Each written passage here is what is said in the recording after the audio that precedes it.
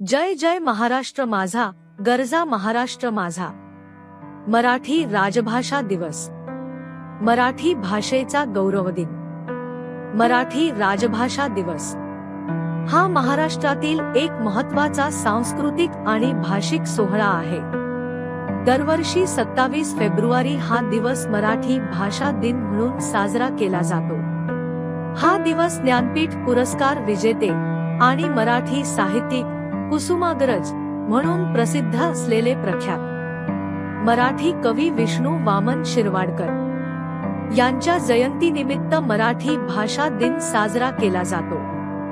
मराठी भाषेच्या संवर्धनासाठी आणि गौरवासाठी पाळला जातो।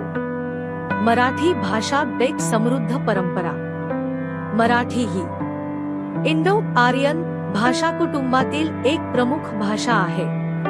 जवळजवळ 1500 वर्षांचा इतिहास जपणारी मराठी भाषा आहे आणि तिचा उगम संत ज्ञानेश्वर, संत तुकाराम आणि संत नामदेव यांच्या काळातील संत साहित्यापासून झाला आहे। मराठी भाषेचे लेखन आणि साहित्य हजारो वर्षे टिकून आहे। प्राचीन मराठी 801,350 इ. संस्कृत आणि प्राकृत भाषांपासून मराठी विकसित झाली। मध्ययुगीन मराठी 1350-1800 इ. संत साहित्यातून आणि पेशव्यांच्या काळात मराठीचा भरभराटीचा काळ।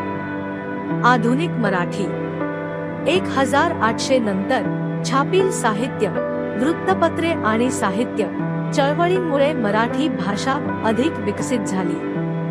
मराठी राजभाषा दिनाचा इतिहास आणि महत्त्व। 1966 साली महाराष्ट्र शासनाने मराठी भाषेला राजभाषेचा दर्जा दिला। त्यानंतर मराठी भाषेच्या प्रसारासाठी आणि तिच्या सन्मानासाठी 7 फेब्रुवारी हा मराठी राजभाषा दिन म्हणून साजरा करण्याचा निर्णय घेण्यात आला। या दिवशी महाराष्ट्रभर मराठी भाषा आणि साहित्याच्या जतनासाठी विविध कार्यक्रमांचे आयोजन केले जाते।